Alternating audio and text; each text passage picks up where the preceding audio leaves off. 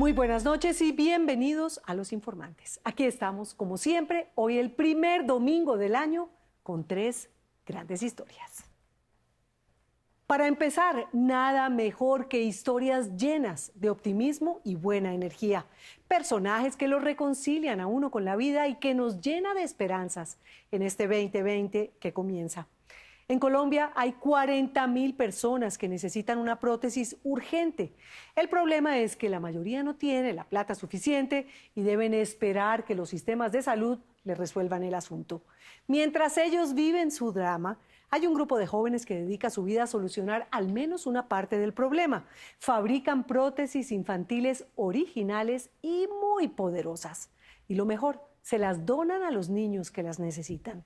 Superhéroes de lado y lado.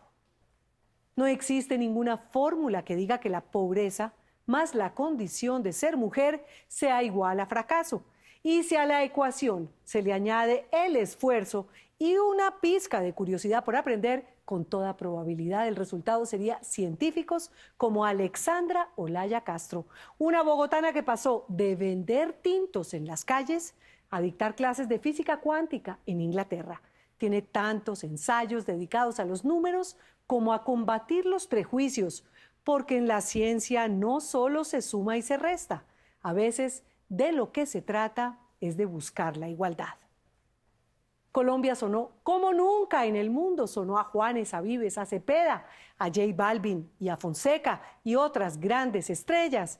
Pero lo maravilloso es que también sonó a tambores desconocidos y a marimbas del Pacífico. Llegar a los Grammy es una hazaña completa, pero que estén nominados o que ganen los músicos independientes es como un sueño. El año pasado, más de 30 músicos en diferentes categorías lo lograron. Nidia Góngora y su canalón de Timbiquí puso a todos a bailar currulao. Empecemos cuando Samuel Marín nació, los médicos pensaron lo peor, que nunca iba a poder moverse solo y probablemente pasaría toda su vida en una cama. Han pasado 6 años desde ese momento y hoy Samuel no solo es la alegría de la casa, sino que se ha convertido en un niño independiente y funcional. En parte gracias a unas prótesis como de otro planeta, hechas a la medida de su imaginación, que recibió de Fabrilab, una corporación sin ánimo de lucro que les ha dado manos y brazos poderosos a Samuel y a otros 250 niños. Diego Rubio visitó esa fábrica de sueños y descubrió que los superhéroes sí existen y son de carne y hueso. En el momento que le dicen a uno, va a tener un hijo con esto y esto, complicaciones, pues usted se aferra a lo peor. Usted no va a pensar nada bueno en ese momento, sino va a decir, Dios, me estás castigando. Pero en este momento que él nace, yo subo, miro a mi hijo en una incubadora súper fuerte, grande, blanco, bien bonito. Yo decía, no, yo lo que tengo es un hijo para toda la vida. Leila Tibambre es una guerrera. Y Samuel, su hijo menor, un superhéroe. Un superhéroe de 6 años. Superhéroe de verdad. Y tiene los superpoderes en los brazos. Son biónicos, como los del más poderoso protagonista de historieta. Parecen sacados de un universo paralelo. Y lo mejor, cuando se los pone, Samuel se convierte en el líder de los Transformers, Optimus Prime. Todo mundo lo mira y él es bien picado caminando. Sí, bien pinchado con sus prótesis, ¿no? Y se monta su película de que es Optimus Prime, ¿no? Y ahí quién lo baja. ¿Qué? Samuel nació con tetramelia autosómica. Un trabalenguas médico que significa simplemente que mientras estuvo en la barriga de su mamá sufrió una serie de malformaciones y sus extremidades no terminaron de desarrollarse. Los brazos no le crecieron del todo, las piernas pararon su formación debajo de las rodillas. Tuvo problemas en la mandíbula y la lengua nunca le salió. Por eso, al principio el diagnóstico médico parecía fatal. El niño era un pedazo de carne únicamente, o sea... Que nos preparáramos para que no pasara ese que día. no tenía hígado, sí, que no tenía hígado, que tenía un soplo en el corazón. Luis Fernando Marín y Leila son una pareja humilde que nunca soñó con tener hijos. Hoy suena broma macabra, pero les daba miedo que nacieran enfermos o incompletos. Aún así, por azares del matrimonio terminaron siendo papás no 1, ni 2, sino 3 veces. El embarazo de Samuel fue tranquilo, sin complicaciones. O al menos eso parecía. El doctor me examinaba por todos lados, me hacía voltear, me giraba, me subía, me bajaba por todos lados y me decía, yo le decía, doctor, ¿qué pasa? ¿El bebé está bien? Entonces me decía, ¿usted sabe cómo viene su bebé? Le dije, no, señor, mi hijo, su bebé viene mal. Su bebé viene sin pies, sin manos, viene con malformación de boca, no se sabe de cráneo. En ese momento, Leila pensó que era mejor no traer al mundo a un niño que venía con tantos problemas. Pero a última hora, sobre la camilla donde había decidido practicarse un aborto tardío, pero legal, una simple coincidencia lo cambió todo. Me atiende un ecógrafo que no tenía un ojo. Cuando yo lo veo a él, pues más lloraba yo. ¿Y qué le dijo él a usted? Él me decía, ¿estás segura de lo que va a hacer? Entonces yo le decía, sí, yo no quiero tener un bebé así, o sea, me da mucho miedo. Me decía, pero pues dele la oportunidad de pronto ser una gran persona. Yo sin un ojo ya todo lo que hago. Yo soy así de nacimiento.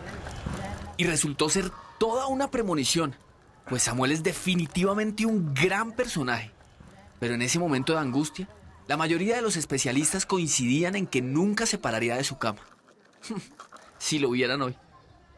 Al tener un hijo con discapacidad es duro. Y menos cuando usted lo saca y la gente lo mira y se queda como el vecino. Sí. Mira, ese no tiene manos. pobrecito. O empiezan a echarse la bendición. O lloran, porque es que yo he visto señoras llorando. Pero viejitas, conmigo, ya, viejitas que... y yo, ay, vecina, no llore, que mire que él hace todo, mire que él hace más que nosotros.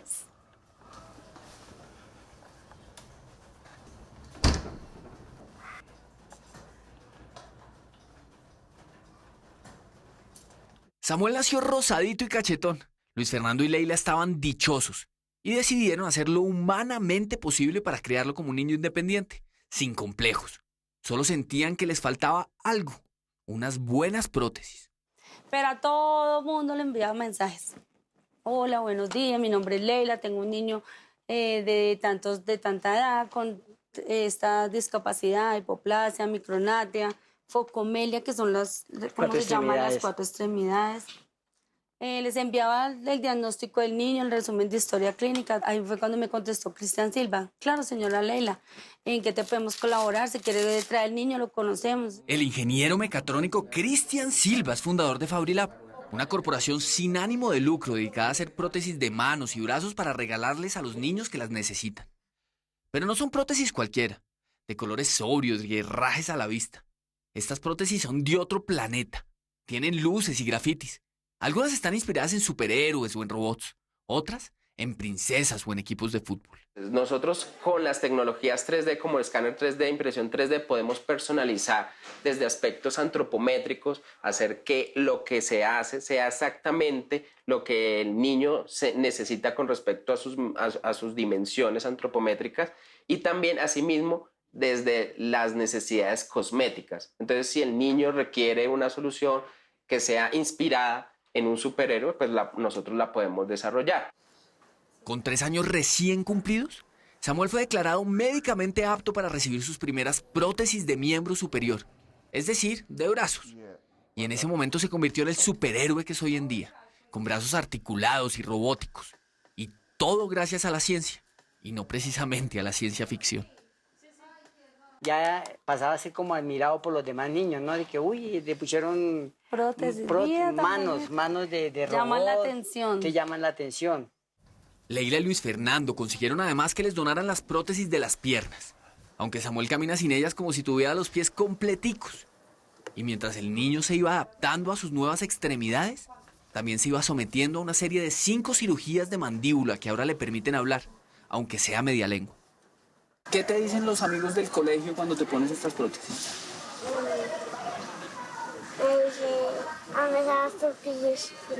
¿Te admiran por las prótesis? ¿Y dicen que eres un robot? ¿Y tú cómo te sientes?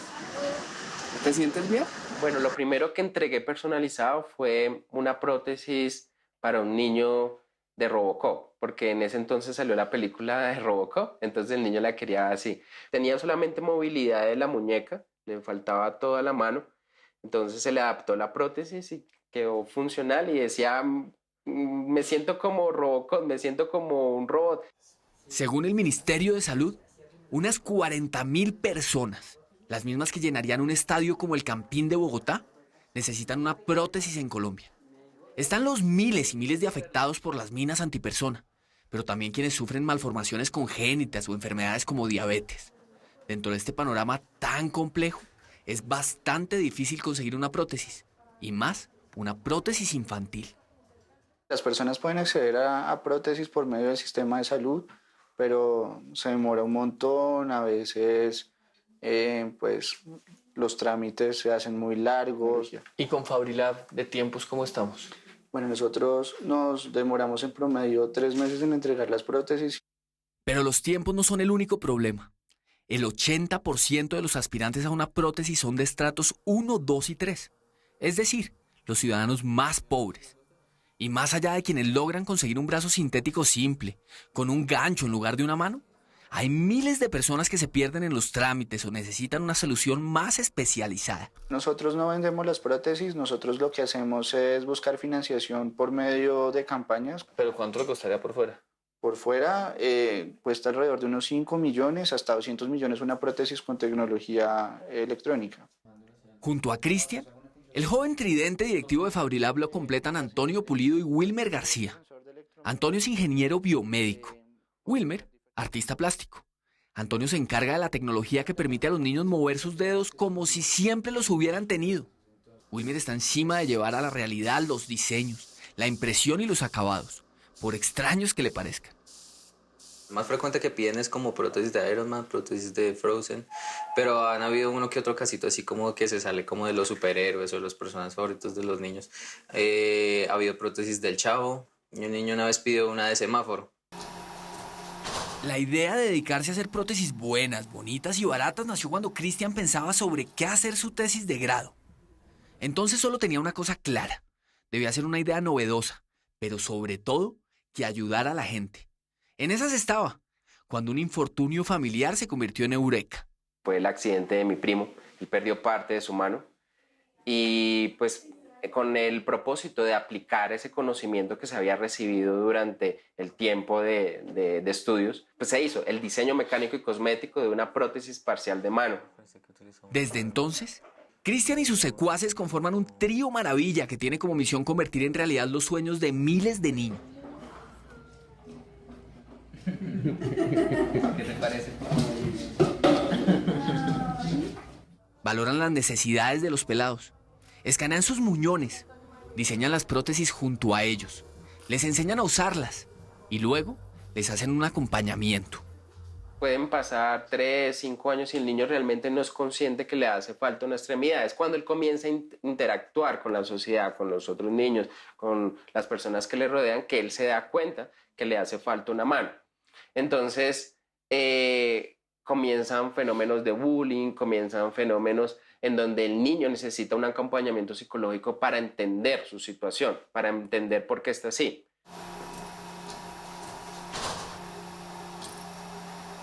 Y así, a punta de tecnología y creatividad, ya les han dado brazos no de acero, pero sí de materiales reciclables y biodegradables a más de 250 niños. Y la cuenta no para.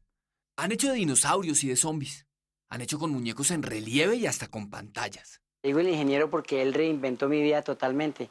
Yo esperaba otra cosa, sí, yo esperaba mucha limitación.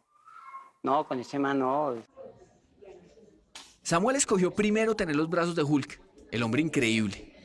Después, al cumplir los 5 años, se inclinó por los de Optimus Prime, un poderoso Transformer. Pero no es que Samuel haya actualizado sus prótesis por un simple capricho. Es que los niños se estiran muy rápido y deben cambiar de brazos como cambian de talla de zapatos. Pero yo siento que él va a tener sus prótesis biónicas. Por eso quiero acostumbrarlo a sus prótesis, por eso quiero que él escriba, por eso quiero que él maneje con prótesis. Porque no va a necesitar mi tercera mano, ni la mano de nadie. Va a ser independiente. ¿Y qué vamos a hacer ahorita, en este momento? En este momento vamos a colocar, imprimir un pulgar. ¿Un pulgar? ¿Este pulgar? Sí, el cual es correspondiente a esta prótesis. Esta es una prótesis, digamos, de uso sencillo, es pasiva. Entonces, pues solo tiene como el movimiento de este pulgar. La idea es que pronto, aunque suene no a película de superhéroes, pero sí futurista, los niños aprendan a usar la tecnología de Fabrilab y los programas de diseño. Así, con una simple impresora 3D, podrán hacerse sus propias prótesis. Yo estoy como si estuviera en la NASA.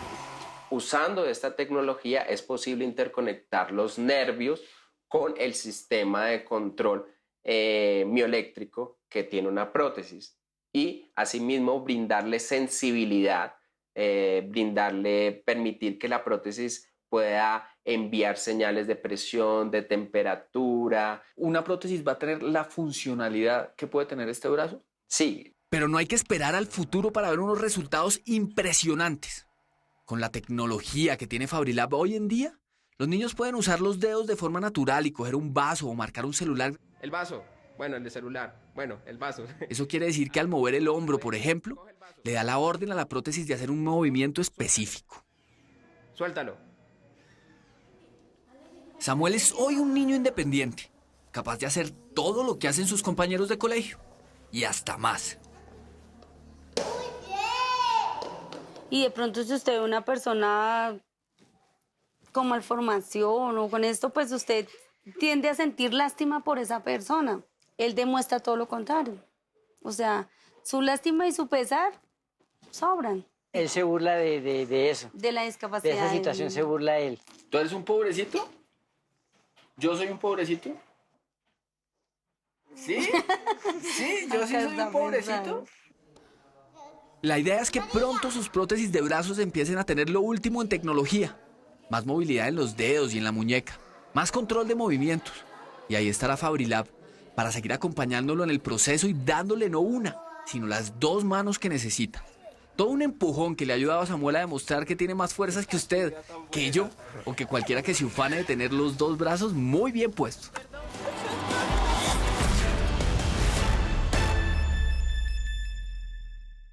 Usted también puede cambiarle la vida a un niño y volverlo un superhéroe.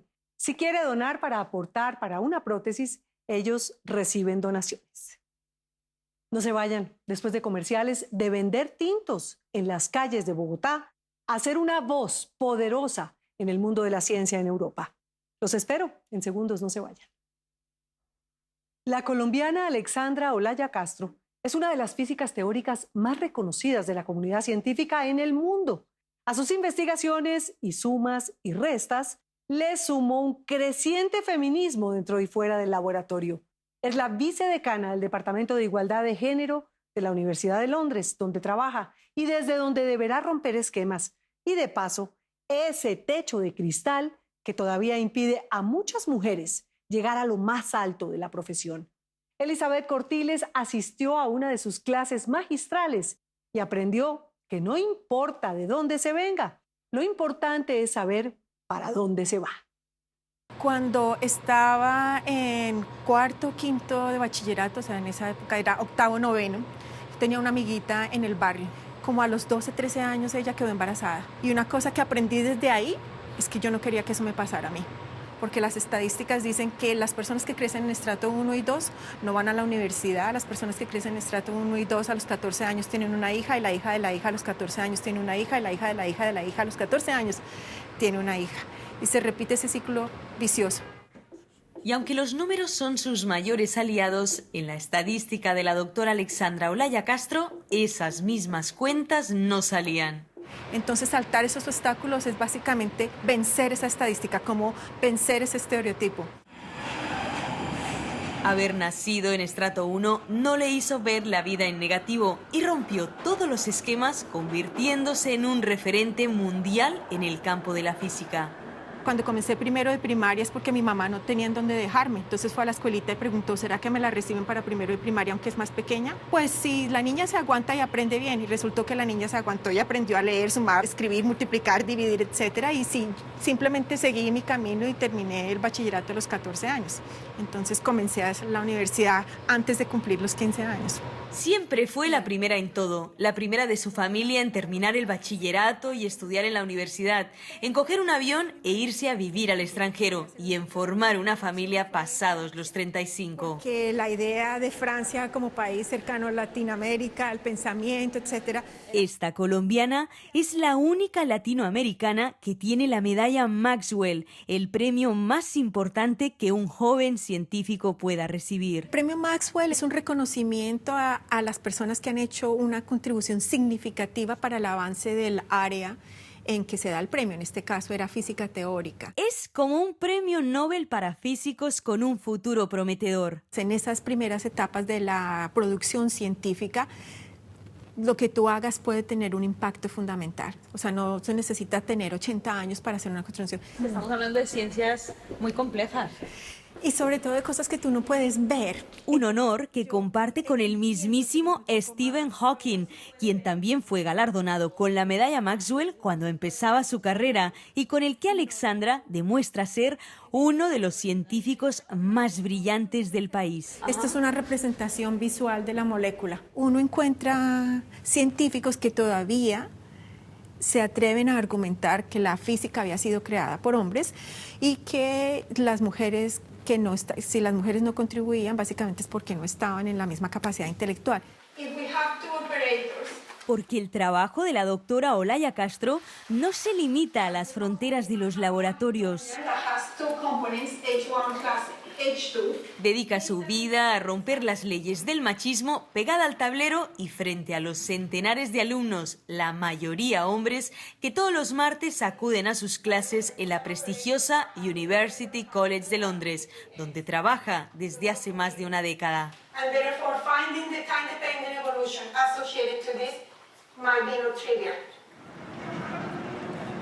Inglaterra se convirtió en su hogar y le ofreció la posibilidad de liderar un equipo de investigación de física cuántica para encontrar en el espacio más pequeño un universo lleno de posibilidades.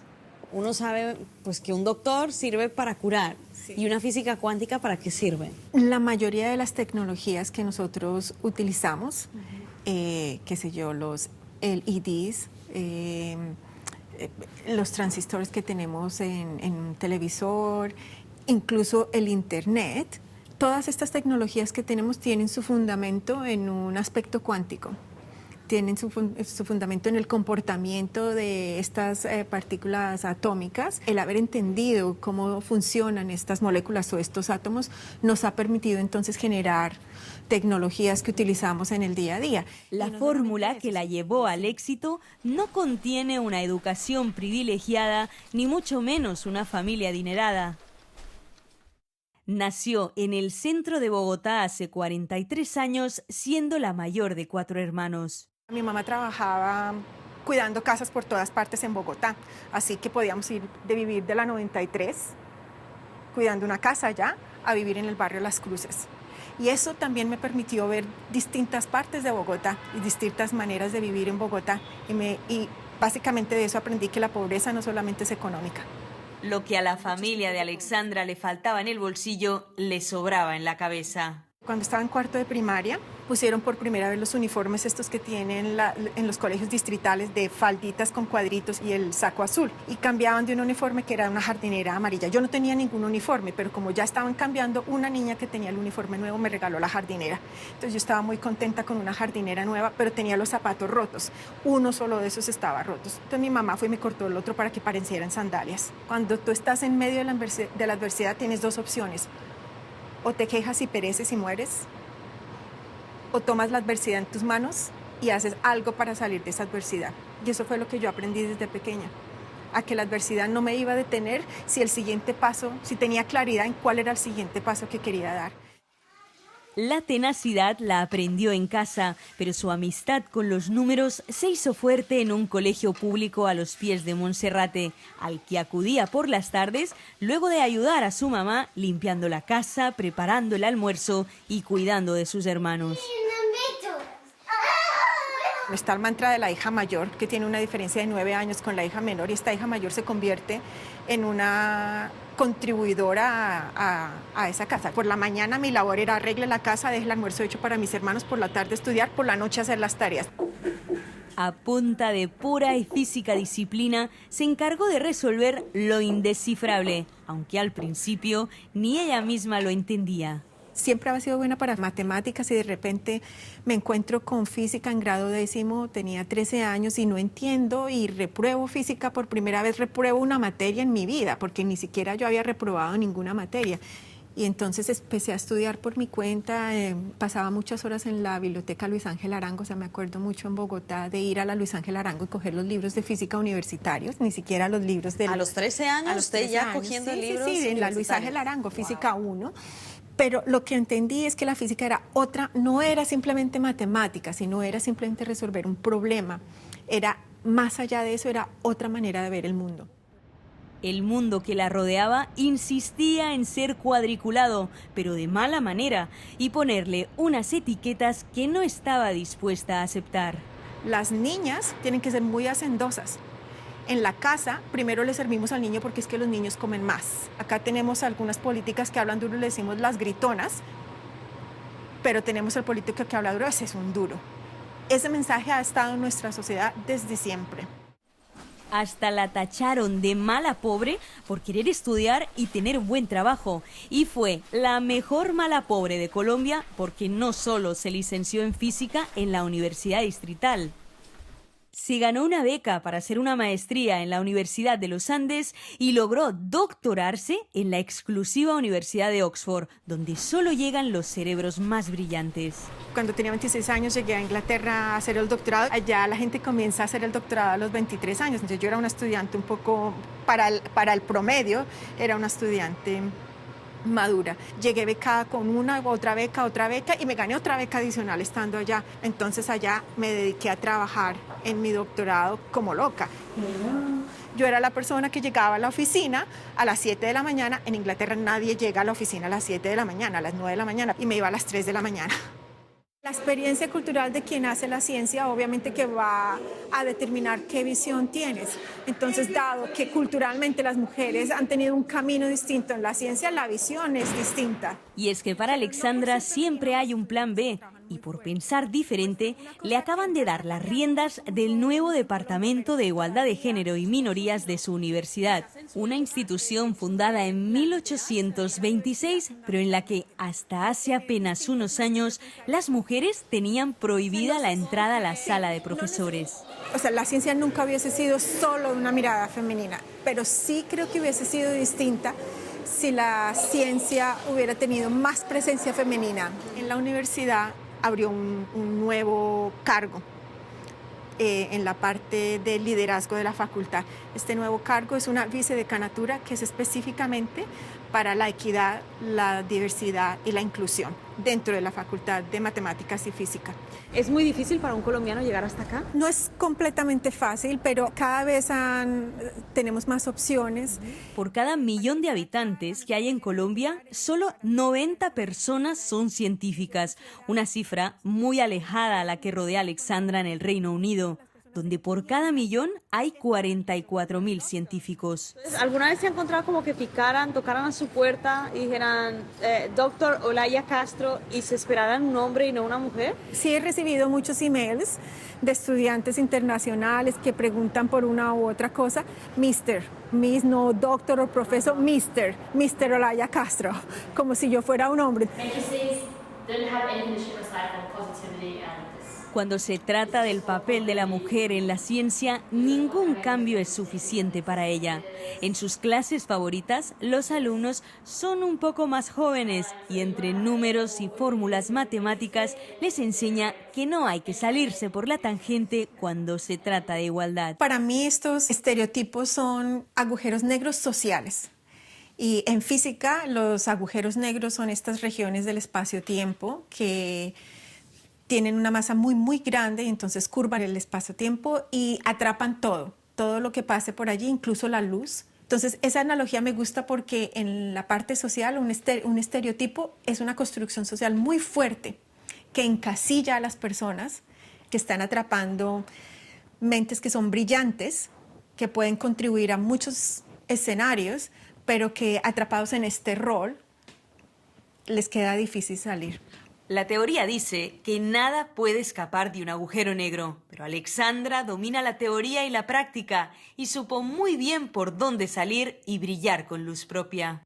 Hay ciertos estudios que muestran que para lograr una igualdad se necesitará hasta el año como 2300, algo así. Me gustaría a mí que me muera y vea un cambio significativo. Porque por mucho que Einstein diga que el tiempo es relativo, para la doctora Olaya Castro, el momento de hacer cambios es ahora.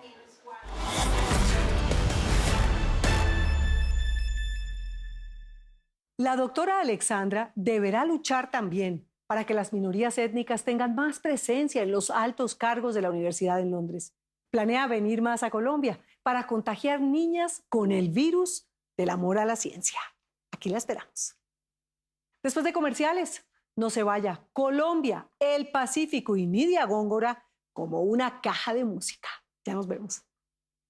El 2019 fue un año memorable para la música colombiana. Nidia Góngora es una cantaora que supo mezclar los sonidos contemporáneos con la música tradicional y a punta de tamboras y con una sonrisa cautivadora llegó desde el Pacífico hasta Las Vegas a la alfombra roja de los premios Grammy con una nominación que alegró a todo el país.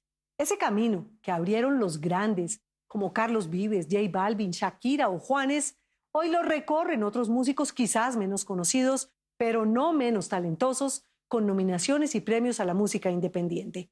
Héctor Córdoba escuchó esos sonidos que nos llenan de orgullo.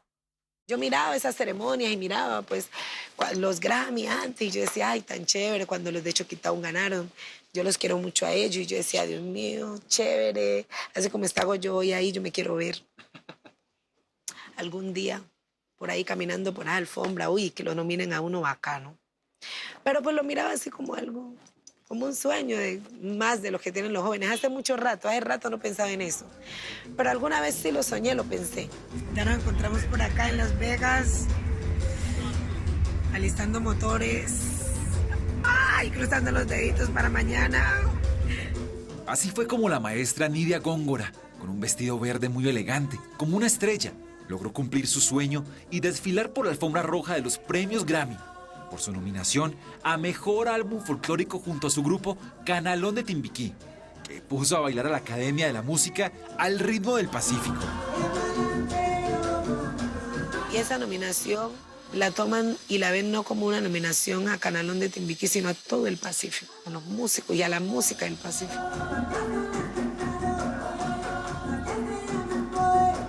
Llamé a mi mamá. Mamá, le tengo una noticia. Oliva, estamos nominados a los Grammy, a los Latin Grammy. Me dice, ¿a los qué? ¿Y eso qué es? ¿Eso qué? Yo, ¿cuál es ese? Y la fusión de nuevos géneros. Y aunque esa noche no se fueron con el gramófono a casa, un niñito lindo de María y José. la marimba, el cununo y el guasá sonaron más fuerte que nunca.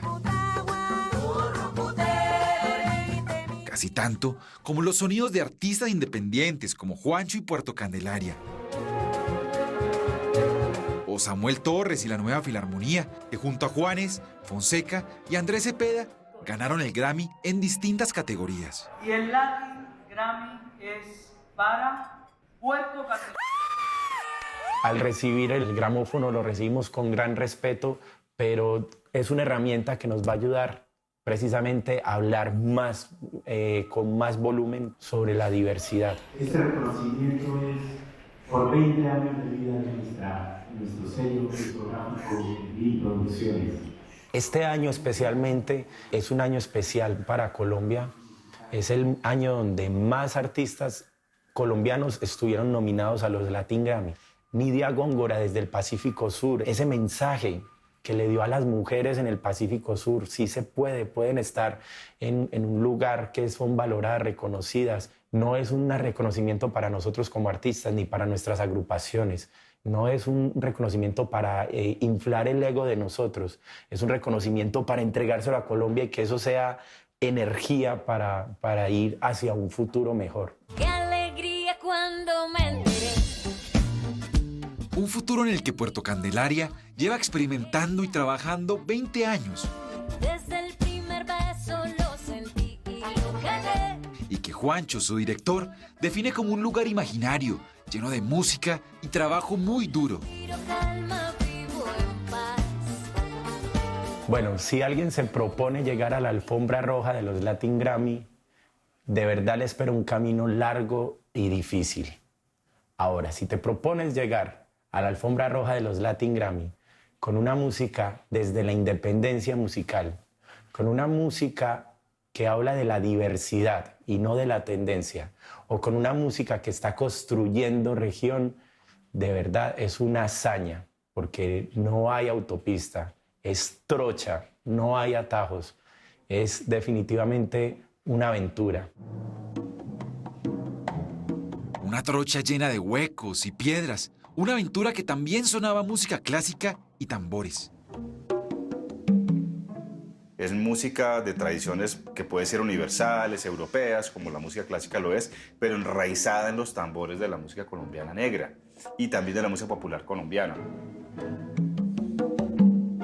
Yo les dije a ellos cuando grabamos el disco, les dije, miren, hagámoslo gratis.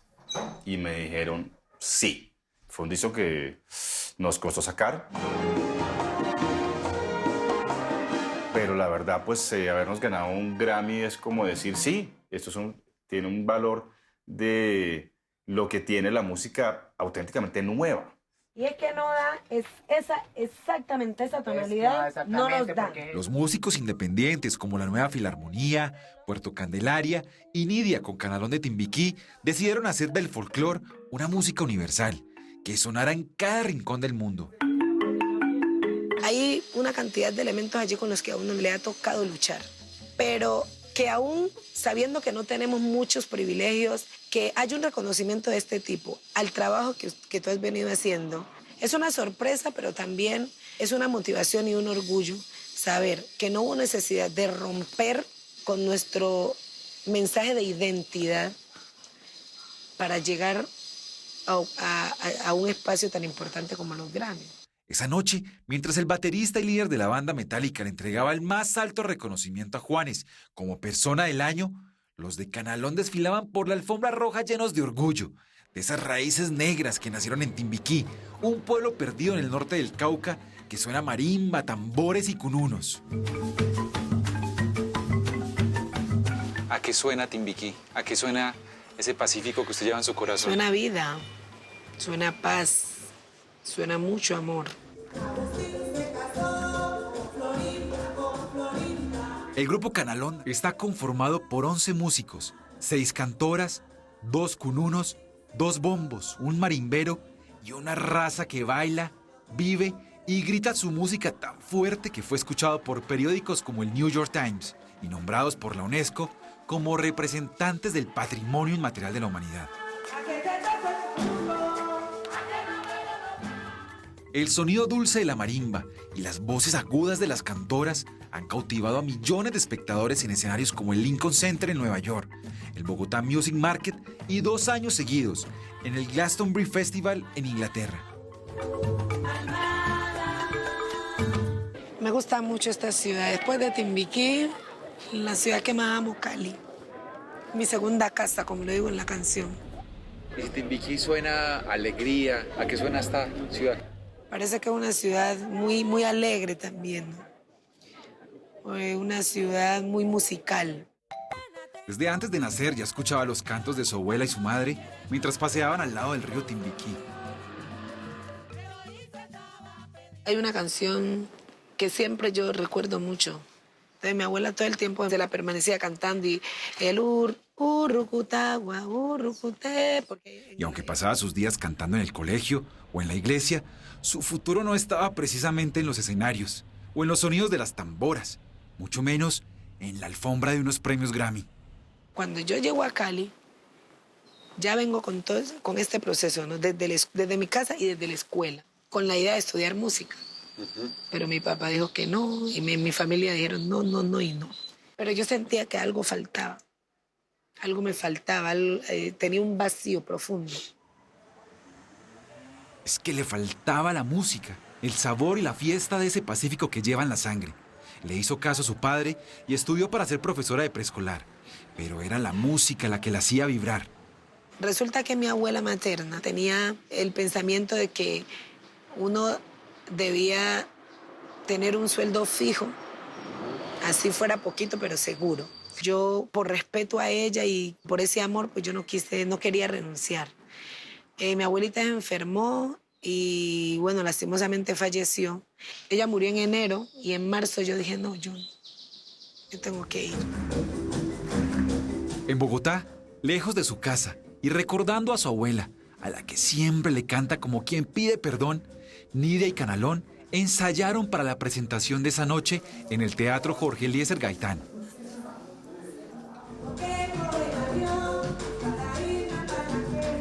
Que sonaba a Pacífico, a Timbiquí.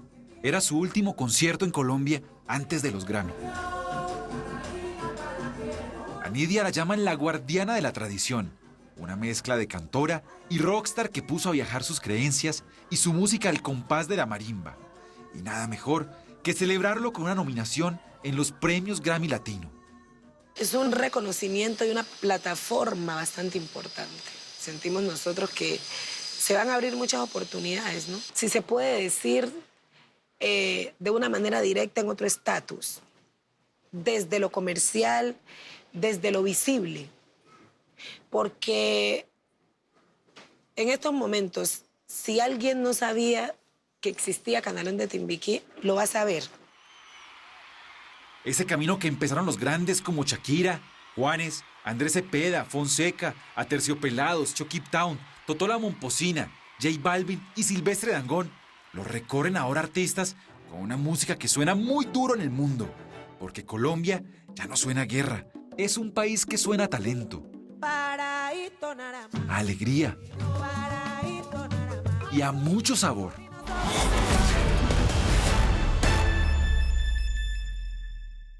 Si el año que acaba de irse sonó tan fuerte y tan bien, seguro que este que empieza estará lleno de música y de artistas que seguirán cantando lo mejor de Colombia para el mundo. Si quieres revivir alguna de nuestras historias, vaya a nuestro portal losinformantes.co o a nuestra página de Facebook y listo. A continuación, esperen Séptimo Día. ¿Qué ha pasado con algunas sonadas investigaciones de Séptimo Día? No se lo pierda. Y después Voz Populi, para terminar la semana o para empezar el año como toca, con una sonrisa.